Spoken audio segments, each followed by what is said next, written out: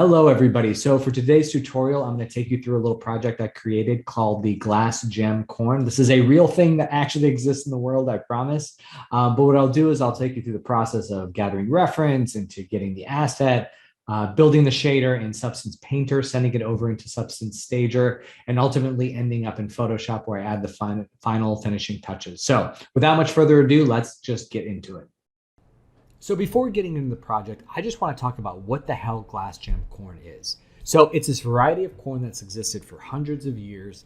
And I recently discovered it when reading the book 1491 that was all about what was going on in the Americas prior to the arrival of Columbus and the Europeans. And basically, it's this variety of corn where not all the kernels are yellow. There are a variety of colors inside the same cob. I was reading it and thought, like, man, this can't be real. So I started researching it online and found these incredible images from this farmer in Oklahoma who has figured out how to recreate this ancient variety of corn. So super cool stuff. I was mesmerized by it visually, didn't know what I was going to do with this information, just kind of a rabbit hole I fell down.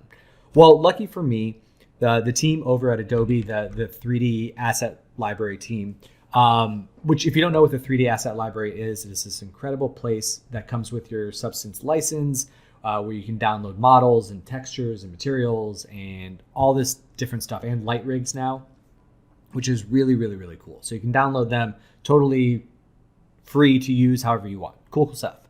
But I saw that there was this release of all of these brand new food-based models. And I thought, man, this is so cool. And I was going through and I was just kind of checking them out, like, because I'm hungry all the time. So I'm obsessed with food. So this is the perfect thing for me. And I thought, maybe I was going to do there was some like sushi stuff that looked kind of cool. And then I came across this model of let's see, where's it at? Oh, I lost it. But basically it's a model of corn. And I was like, dang, I just was inspired by this glass gem corn thing. I think this would be really fun to texture, materialize. Let's do it. So amazing. So basically what I did was I downloaded this model. I took off the husks, the little, these little, the things on the side, basically. I smoothed it out because it was a little bit low poly for me. And then what I did was I brought it into Substance Painter here. So you can see we've got it in here. And again, so it's just a little bit more smoothed out. We've also got the husk down here. This is slightly, I'm going to be working at a lower resolution at 1024. But I will up-res when it's necessary. So to talk about bringing it in, you simply go to File, New. You're going to hit the Select button here and navigate to the model that you want. And then you will simply import it. So it's basically like, you can set your resolution, but like I just showed you, it's totally dynamic throughout the process. DirectX is the normal mapping type if you're doing basically any render engine that's not like Unreal or Unity. Those are the only ones that I really know that use OpenGL as far as I'm aware. We're not using the UDIM workflow. It's just a single tile. We don't need to auto unwrap because all the assets already have UVs mapped out really well. And we don't have to import cameras or anything. So we're all good. So you import it in. And the very, very first thing that I do whenever I bring in a new model is I will bake out the texture sets. So what that means is, or the mesh maps, I should say. So I go into this texture set setting. I scroll down here. I already have them here, but basically I go in, I set my output size. This is kind of a baking that only happens once. So I tend to go pretty high with the quality. I set it at 4K. I set some sublumping at 4x4. For the ID map, I usually do a mesh ID hue shift because that just allows me to make some additional selections in most cases. Ambient occlusion, just turn up the secondary rays all the way. You can adjust the occluder distance if you want. Like you can change that to 0.5 if you want like a little bit of a less drastic occlusion, but that's kind of on a project by project basis. You can update that as you're going forward too. Curvature, just set the secondary rays all the way up. And then thickness, just set the settings all the way up there. So I'll go ahead and bake these out. I will speed this up in the video and we will come back on the other side.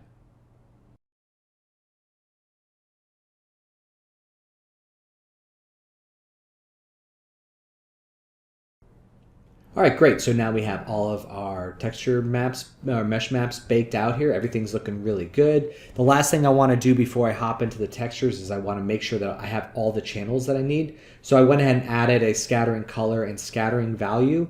And you can easily do that by just hitting the plus button and adding them here.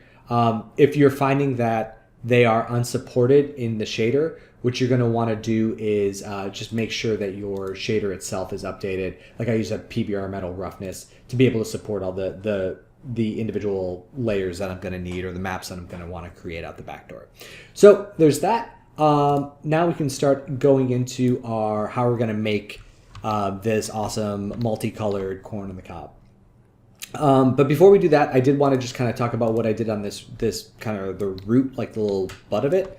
So I knew when I was creating this that I was really going to be focusing in on the color of the kernels themselves, that I really wasn't going to care what was going on in the back. Like I found some, like husks that were kind of in there, like cool, that kind of, maybe a warmish color would just kind of disappear in the background. And if it showed up back there, cool. But I'm definitely never going to be focusing on that. So I wanted to do something quickly. I'm going to go ahead and set this to a 4K resolution just so you can kind of see what's going on. So again, I didn't want to spend too much time on it, but I wanted to add a little bit of detail there. So what I did, and this is going to sound kind of silly, but what I did was I went in and I found this really, really great material that I love within the asset library. It's this bamboo material. I just love like the specular streaking, those vertical lines, the little cracks. The parametric controls you have over it are really great and gives you a lot of flexibility. So I wanted to just throw that on. So literally it's just bamboo that's been thrown on the base. And then, normally there's all these segment amounts because that's what bamboo leaves do. But you can just simply turn those down to nothing. And then it actually doesn't allow me to do that here, but you can set it to 0 in Substance Painter and make those just kind of go away. Actually, it did go to 1. I just put the segment off so you can't really see it. So basically, that's it. So nothing too fancy, but again, because we're never going to be focusing in on that. It's just going to be kind of at the back half there. So let's get into the main bits with the corn. So with the corn itself, what I really wanted to do was create a system that allowed me to create multiple colorful kernels, and I can just go ahead and bring this up. So a bunch of different colors. I wanted to be able to control those colors. I wanted to be able to control how often those colors showed up. And so you can see at the reference, because sometimes most of this corn is actually this kind of red color, but, with some little bits of blues and purples sprinkled in, where something like this is pretty even distribution between, the oranges look kind of intense, but then there's a little bit of blue. And I just really wanted to be able to control the colors that were being used and how often you would see them going across the corn. And then I also knew I was going to create multiple different ones because what makes these beautiful is the variety of them, right? Like this one that's kind of green and yellow and blue versus this one which is much more warmer, which is these over here, which are much, much cooler palettes. So I really kind of wanted to explore all of that. But to get started, what I did was I just wanted to, I'm going to go ahead and turn this off now so we can kind of do a mock-up of what that build looks like. So the first thing I always do when creating a model, now that I've got the texture sets baked out, I just want to add a color on there just to get started. Because it's right now we've got that blank canvas thing where it's the most terrifying thing in the world. Let me go ahead and bring this up side by side with yeah, that'll work. All right, cool. So now I've got these two side by side. And what I want to do is I just want to select one of these colors. I really like this kind of rich red color in here. So I just want to grab my little eyedropper and I'll just kind of select something. Let's grab the highlight there. Okay, so it took me way too long to find the color that I really wanted. So I just went ahead and edited that down so you didn't have to watch that whole process. Okay, so we've got our basic color. I'm just going to call this color variant 1. Because we know that we're going to make multiples of these, right? So great, I have my color. My instinct is I really want to dive in and do a whole bunch of color stuff. But before I do that, I always want to do a kind of a sanity check on this to see if there's anything that I can do to add more detail in kind of the bump and the height map of it. And one of the things I was noticing when I was looking around was there is a subtle bump to this, a little bit of surface micro detail that I think that we can add in and really do something cool to add a little bit more to this corn. So what I wanted to do is I wanted to create another fill layer. I'll go ahead and drop this down below my color variant. You know, we don't need to worry about, really we're just worried about height. So I can just do that. I think if I just selected, yeah, I can just do that there. And the way I'm going to do this is I'm going to, I'm just going to turn down the value a lot. Because ultimately I'll want to see it, but we can adjust that after the fact. So I've just turned down the height uniformly. It doesn't look great, but what we're going to do is we're going to put a map in there that I think is really going to help. So we've got the fill layer. What I want to do is create a black mask because, again, we only want to isolate it to certain areas. And then I want to create a fill layer on top of that.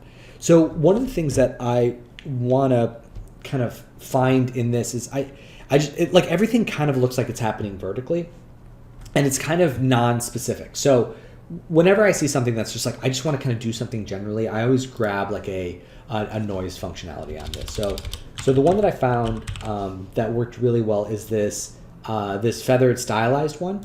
So when I drop that in, you can start to see that it looks like it's kind of wrinkling up a little bit, and that's good. But you can see the directions are kind of all over the place. The best way, and I'm going to make this back to full screen for now, and kind of the best way that I've found that puts all of these in a similar direction is that you can take the projection method and it goes from UV projection, which again, like if you look at the UV layout of this, it's just each individual kernel, but they're kind of rotated in different ways. So it like up isn't always up the same on each one of them. So for this, what I end up doing is taking the projection type and making it triplanar, so that they're always kind of like, it's not worrying about the UVs, it's just projecting from different angles within the scene. So the reason why that's powerful is I want to kind of take these and stretch all of them vertically. And the way that I can do that is I can break the connection of the scale and then just make it stretch more that way. You know, I can even, scale it down a little bit by making it 10 and then making this like 2 or something, or maybe like 1.5. Okay, cool. So now you can see that this bump is kind of happening in that direction. Cool. It's a little bit harsh. So, I mean, it's harsh in two ways. Once, it's way too deep, like it looks like a deflated garbage bag. And I'm going to change the name of this to bump. And so we definitely want to reduce the amount of the change this to like -0.1. Still a little bit much, but -0.5. Yeah, because we just want like a little bit of breakup in there, right? We just don't want it to be too perfect. We're just adding imperfections, basically. And the other thing that I always want to do to this whenever I'm taking something and stretching it is I always like to add a little bit of a blur to it, just because I think like even if it's just like even like this 0.5 blur is too much, but if you just added like a 0.1, 0.2, just like a little bit of a blur on the edge of it, so it's not you're basically making it so at no point can you get a really sharp edge on it. So it's just like a nice little subtle blurring. And again, really great stuff. It just helps break up the specular highlight on there, which I really, really love. It just kind of creates some more realism to it. So cool. All right, great. So now we've got that height map going. We've got our first color kind of in place. But now I want to really dig into like breaking this up into different segments, so different color sections, and then really, really controlling some more variation in the color value. Okay, so let's start by isolating this purple color down to less kernels, basically, so it doesn't exist all over everything. So to do that, what I want to do is I want to create a black mask, and then I'm going to add a fill value for this. And for my fill, I'm going to put in something that can allow me to put the color in certain areas. So I find that this, I really like this cell 4 one because it kind of just like sprinkles the texture everywhere across it. So you can see now it's like there's just some like it's happening in some kernels and not other kernels. Cool. But now what we can do is we can go in and we can change this. So you can see that by sliding the balance forward, I can make more or less, which is really nice. I also have this contrast control.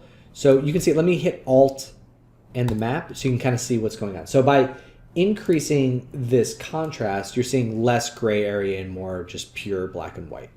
So I do want some gray area in there because I did like when I was looking at the reference, when some of these colors kind of start to bleed together a little bit. Like this one is kind of a yellow, and that, like this and this combined kind of makes some of these other colors. And I just like seeing, you know, more variation than just like the 3 or 4 colors I'm going to put in here. So I like the idea of there being some gray value in there as well. But the biggest thing for me is, let me just go to the noise parameters here. So you can change up the disorder, which we'll do later. You can change the scale of it if you want. And what this is doing is this is adjusting across here. So if I want to make this, you know, like really big, I can do that, and that kind of helps, you know, like break it up in just different ways. So it really all depends on what you want. From here, and then I can add a little bit of a filter, which I can add a blur to that as well, so that it's not like super hard lines between them. So I can just make that like a blur intensity of 1. So now you can see when we go back in here that there will be, you know, some of these kernels will be purple, and gives us some room to do some other stuff. So the thing that's really nice about this is, again, just by controlling this balance, I can make more or less of them. And by increasing or decreasing this contrast, I can make the variation between them change. So this is how I'm going to control how much of a certain color is on our corn. Now for the individual color itself, one of the things that I saw when I was looking at the reference again was that there's like a little bit of a color variation in the center of it. Or basically when it gets to its high point. Like it kind of gets a little bit lighter. The saturation changes a little bit. It's a little less saturated and a little bit lighter as we go to the top. So what I did was then I can take this, basically this color that we have here, and use that to drive the variation of the color as we get towards the top of the kernel. And I'll show you what I mean by that. Now we can certainly just create another fill layer on top here, and I can just, you know, grab that same color, cool, and go on. But when you think about what the ultimate goal is to have a whole bunch of different colors that do this kind of automatically, instead of doing it that way, I want to create something that every time I change this color, it'll change the secondary color too. And I'll show you what I mean by that. So basically what you can do is you can go into this color variant, this original one that we have, and we'll go ahead and just take this off so you can see. I can go into this and say, all right, cool. I want to create an anchor point. And what an anchor point is, it means that anything that happens here, I'm going to feed up into this one. Now, it's very, very important this anchor point is below this layer, because the way that Substance Painter reads things, it's kind of bottom to top. So I want to tell it, like, whatever goes on inside this layer, I want to plug it in this one.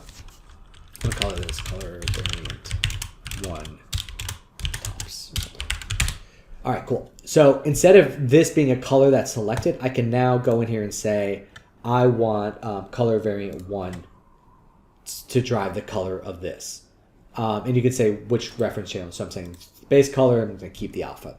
So anytime that, now like if I, let me do this as a different example. So if I took this and let's just say instead of, just to visualize it, if I wanted to go into this and not repeat it, but just kind of have it be in one little area in here. I mean, these kernels are kind of spread all over the place. But basically, if I wanted to go in here and be like, okay, so anytime that this color exists, what I'm going to do is I'm going to take the color that's being read in here, and I'm going to create a filter that, oh, wait, not a filter. Oh, no, this filter. That will take those values and make it super saturated, super light, and change it around. Like, let's just say it slides the hue around. So the thing that's nice about this is that once I have this color, I can now, if I change this one base color, you'll see it changes what's going on the other layer as well. So it makes them really dynamic and kind of ties multiple things together. Okay, I'll go ahead and bring back my original color, take off that. I will remove that. Actually, let me just delete this whole thing. So I'm going to do this again, just so you can see it. We'll rename it color variant 1 tops. Bring in the anchor point again as the base color. And you see a whole bunch there because I have my original file in here as well, so I can reference it when as needed. So we've got the color mix in here. Now I want to do the same thing with the mask. So inside this mask, I'll have to make sure that's selected. And you can see by the blue outline around it.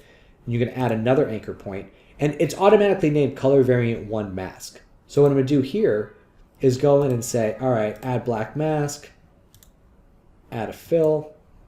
And inside this fill, I can select the anchor point of color variant 1 mask. And what that's doing is it's going to do the exact, whatever I do here, it's going to filter up into this. So if I go in here and I change the balance around, it'll change the balance around on all of it. So what am I doing in this layer? Like what the heck is going on up here? So what I want to do is I want to make the tops of the corn kernels a little bit, like I said, lighter, less saturated. Cool. So now that we have the this filter in place, what I want to do is I want to also go in and say like, okay, inside of this filter, I also want to find just the tops of the corn kernels. I should have really figured out the definitions of these corn terms before I started this video. That's okay though. So basically, let me go ahead and turn off the fill for now. And what we're going to do is we're going to use a generator. And what the generator is going to do is it's going to, we're going to find the curvature generator. That was actually the right one. And what this one does is it reads the curvature data that we baked out in the map. And what I can do is I can go into our, our balance here, and I can start to, let's jack up the contrast so you can kind of see what's going on. So really what I want to do is I want to just get the tips of the curvature, any area that's at like the top of the corn. And so I kind of just want to like get everything up there.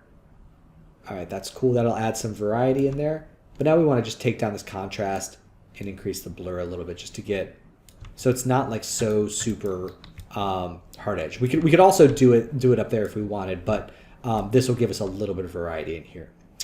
Okay, cool. So now we have the area selected. Oh, I forgot to do this. And we also want to make sure the fill is turned on. But you can see that the second I turn the fill on, we lose the curvature stuff. And that's because the layering methodology between these is normal. What we really want to do is we want to multiply these together. So we're just saying, do this height map stuff inside our anchor point of the color mask. So don't do it on any of the other kernels out there. All right, cool. So we haven't changed the color of this yet. Again, we're reading in the color from before, so we won't have the direct color to choose. And really all we're doing is adjusting the color here so I can turn off these other ones. And so what you can do is now that we're reading in that color, I can again go in and add this HSL shift. And what were we talking about before? We were talking about less saturated and a little bit brighter, or a little bit lighter. So again, it's not a huge shift, but you can see a little bit on the tips. And now I can go back in here if I want and adjust this curvature if I wanted, let's say, the contrast to be higher, to kind of makes those a little bit harsher. I can, take down the global blur. I can take it up overall. Super cool. Great. And again, like this is all tied together because I use these anchor points. So if I go into this and I say like, I want more or less of these, all of that stuff is gonna send over with it. Or if I change this global color and I shift it into like a more of it's a little bit too much, but like let's say I shift it into like this color, you can see that the tip color travels along with it. Again, just a little bit less saturated, a little bit lighter towards the top. So back to our color. All right, cool. All right, great. So now the last step in getting the variation is to create a subsurface scattering underneath it. So basically I can just do the same thing again, where I make another fill layer and say, call this color variant 1 SSS. And same thing, we're not going to be adjusting the base color. I'm just going to be adjusting the scatter color and scatter distance. So I'll go ahead and just make the scatter, just make it 1 for now. I can adjust it later. Scattering is really tough until I kind of get into the renderer and I know how much scattering I'm going to want. So for out of the gate, I just make it 1.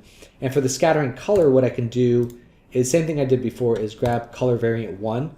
So it's the same color as that. But as you can remember from this, I actually didn't set scattering color. But what I did was set was my actual color. And so you can say, you can set your anchor point to color variant 1. And then it'll ask you like, okay, so you want the scattering color. And I say, I want the base color. And that base color is going to get read into the scattering map. And then you can make the same HSV adjustment here, where you're saying, you can add a filter, grab the same one, and like for your subsurface, I think I created a little bit more, made it a little bit more saturated in the subsurface, and maybe probably a little bit darker too. So I just adjusted that. So whenever the subsurface changes, whenever the color changes, the actual subsurface on that changes as well. And the last thing I can do is, I just want to copy this matte over as well. So I can just copy mask and then paste into mask too. So that'll bring in the same thing. So, actually that breaks the connection to it, huh? So I can just go in and make sure to get my color variant 1 mask. I wonder what that breaks. So again, this will do the same thing and mask the same areas. If I want, I can take down this. Yeah, you know what? I'm gonna take down the curvature on that because I really just want it in those areas. That's cool. And so now we have the color variant 1 of the texture. So this is kind of my color stack, right? Like this is exactly what I want, but I want to do this multiple times.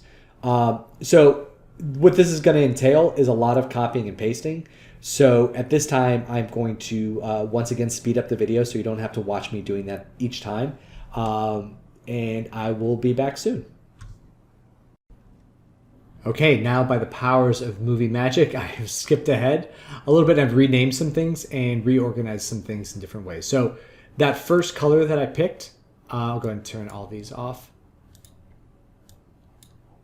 So what I did was I went ahead and just added it to everything, because what I noticed was that after I added in some of the other noise layers and kind of rebalanced it and shuffled around the individual seed points, is that there were still some gaps in it. So what I did was I took this first one and made it kind of everywhere, so that when I started adding things on top of it, you can see that now it's going to be plussed over there. And so there's number 3, and number 4. Here we go.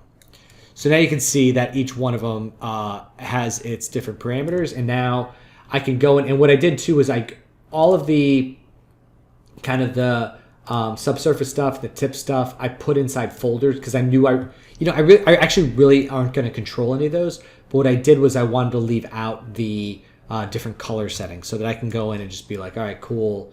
If I want to change this around, I can go into this first one and just be like, for this, close that for now. For this first color, I can go in and be like, all right, so for this one, I really want a lot of just kind of like this orangey color in there. And then I want, some of these kind of darker greens in there as well. And then I can bring in, whatever other color I want. And now you can pick these. And truth be told, when I actually did the project, my 3-year-old son came in the room, and one of the corn varieties I picked were actually colors that he selected. So, because the thing about this, again, like you really got free range to do whatever the hell you want in terms of the color schemes. So now I have this system where everything is anchored together. All I literally have to do is select the color, and if I really want, I can go into the cell setting and control this balance if I want more of one color or less of it or whatever. Oh, and one thing I should have mentioned is that, so for the random seed, you do want to change this on each one of the these layers so that it's randomly, because if you keep sliding the balance on the same ones, it'll do the exact same kernel. So you want to make sure to vary those up a little bit too. All right, cool. So now if you want more of these or less of them, you can just kind of slide that around too. So, yeah, now you have total control over that. All right, cool. So now I've got this all set up. I am ready to send this off to Stager and do my first render test, and I will do that now. So super simple method. I just go to File, Send to Stager. So normally in Painter, if you're working with another renderer, you know, if you've used this in the past, you would file, export textures, go over to your templates and check out whatever, you know, if you're doing Unity, if you're doing Redshift, if you're doing Arnold, and you'll write them out, you know, write out the maps based on that. And then each individual map will go, and then you'll need to plug those into the new renderer. But the really powerful thing of keeping everything within the Substance family is that you can just bring all this stuff, and you can see like inside Substance Stager, everything is kind of here already, which is great. And I can even turn on my interactive ray tracer, and we can start to see what's going on here. So, all right, cool. All good. Now, one of the things that I noticed about this when I started messing with it, I was like, you know what? Like, we're really starting to lose some edge detail in there, and I'm also losing a lot of, like, the subsurface is going kind of crazy. So what I did was I went back in. Actually, go ahead and turn this off. So there's a couple things that I did. Also, I wanted more of like a drastic profile, because like I was seeing, you know, kind of looking around the edges, I didn't think it was going too crazy. So what I really wanted to do was add. Oh, I just exported those somewhere.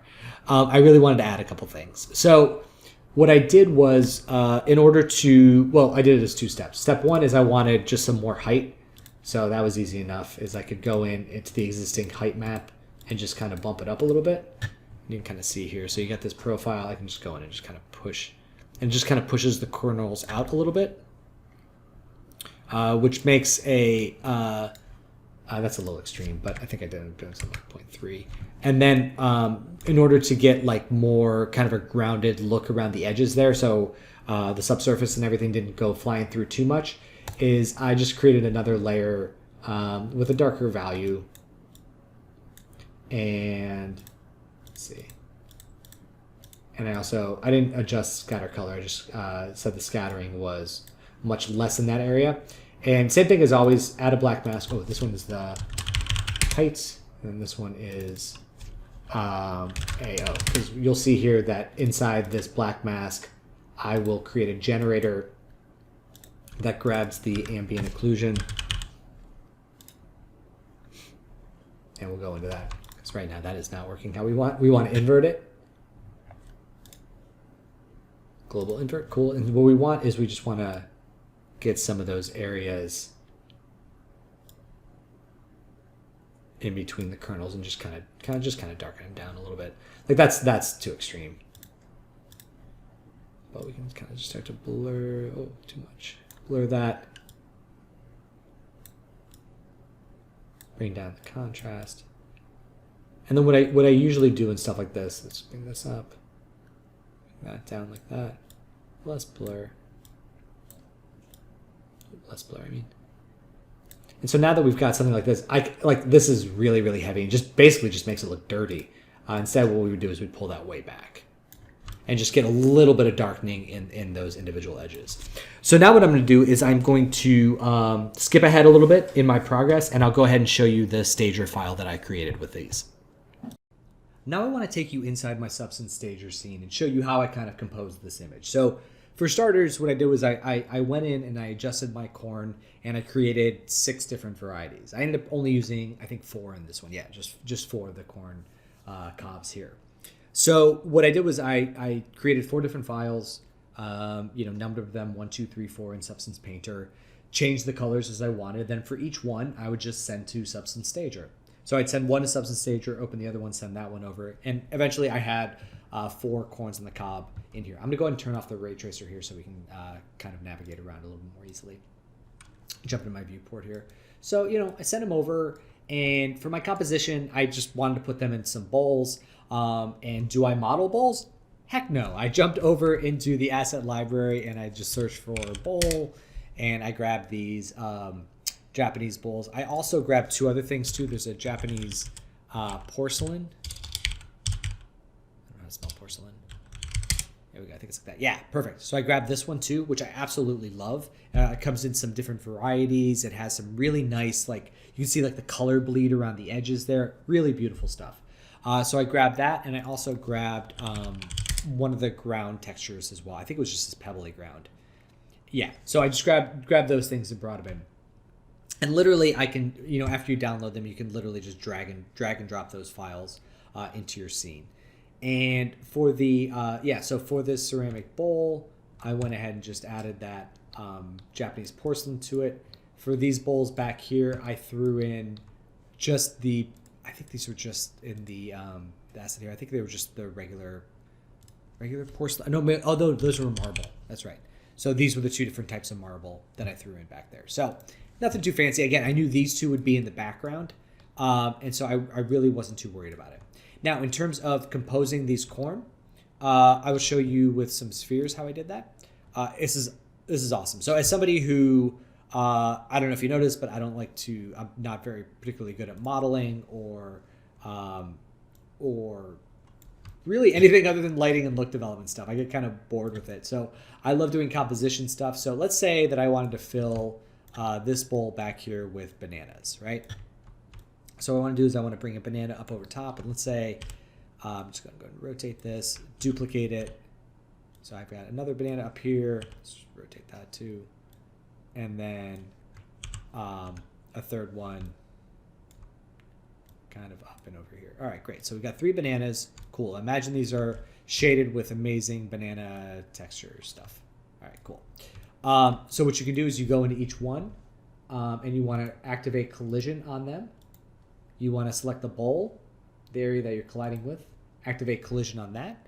You want to make sure that collision is turned on for the scene as a whole. And then I'm just going to grab these 3 bananas, grab the arrow, take it down, and then clank, clank, clank, clank, clank. And it just kind of like stacks in. It uses physics to actually do, to actually pile them up. Now, that's how I did my corn. And one of the things that you'll notice is that I then went through and, because then I created my camera, created my depth of field. And I knew that, again, I always knew from the beginning I was never going to see the backs of these, which works out well because then I can kind of do some tricks when organizing these, like just shove them straight through the back of the bowl there. So no big deal. So one downside to Stager, I love this software. One downside to Stager is that, so these, I smoothed out these corn. They've got some 4K textures on them.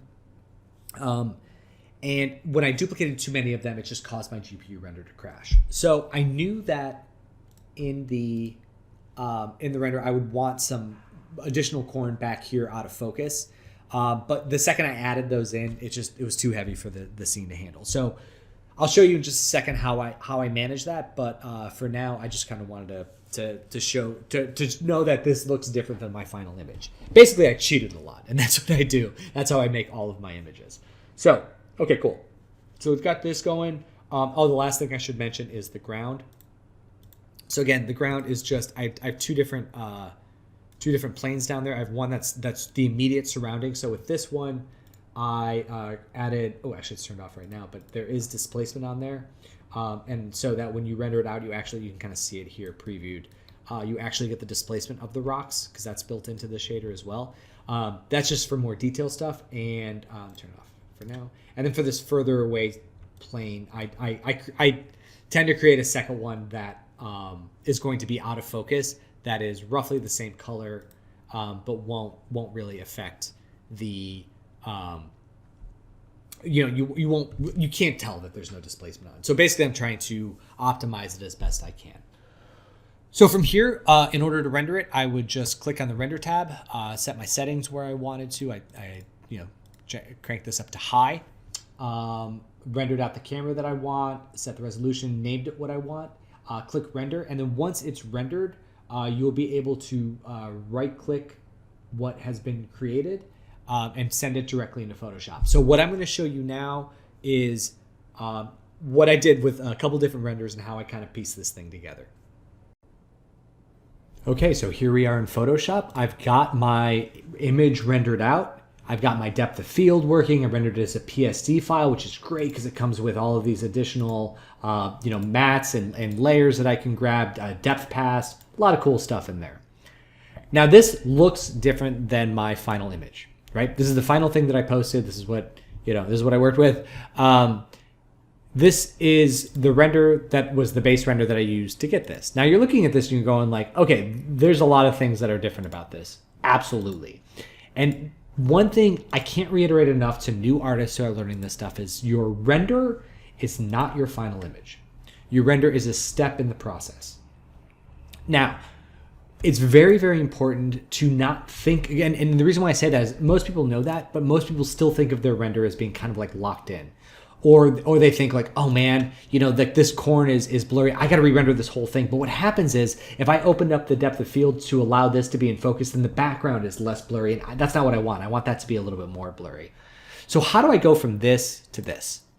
Well, you sit back and you analyze what you're making, right? I'm making a still image. I'm not making an animated sequence, right? I'm not making a whole film. I'm just making a single thing.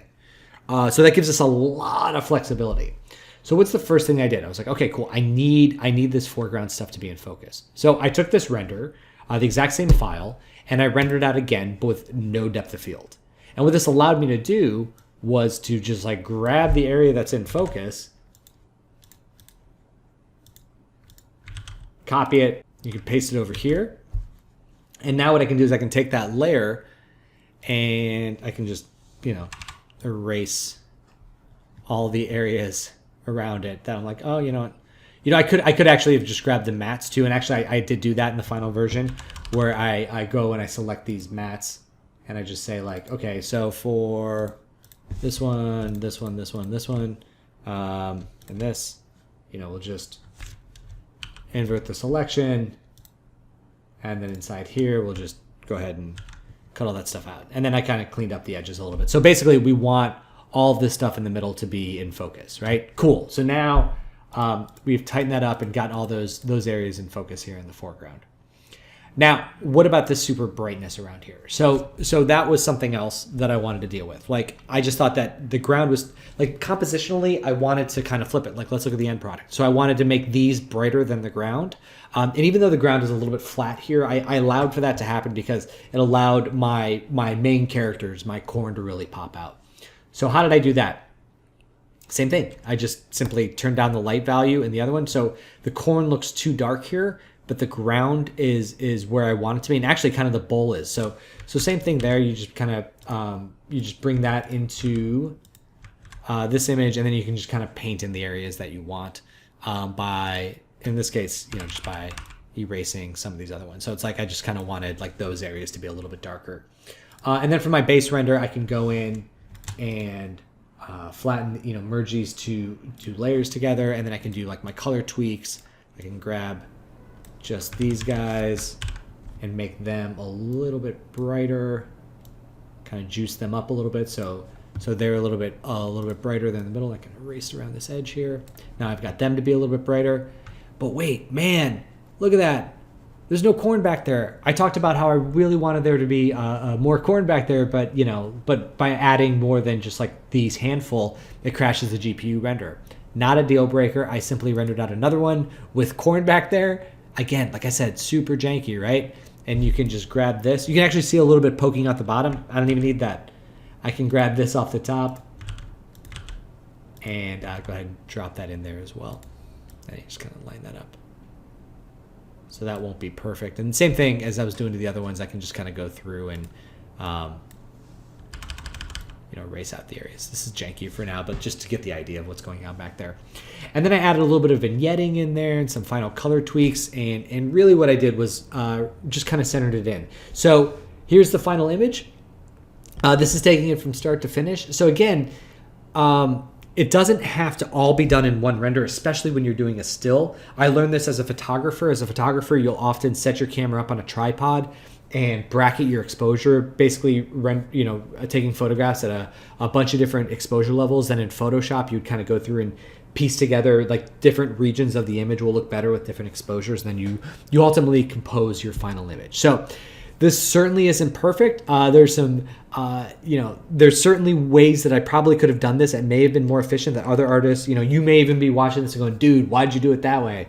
It's like anything else, man. It's just like, this is just how I work to build up this final project. And this is how I got from point A to point B. So try to be as transparent as I possibly could here to be a real honest look into this. If you have any questions, let me know. Feel free to reach out to me at any time, and I look forward to hearing from all of you. All right, everybody, that's all for today. Hopefully I'll be back soon with more tutorials, but in the meantime, enjoy yourselves, be safe out there, and I will talk to you soon.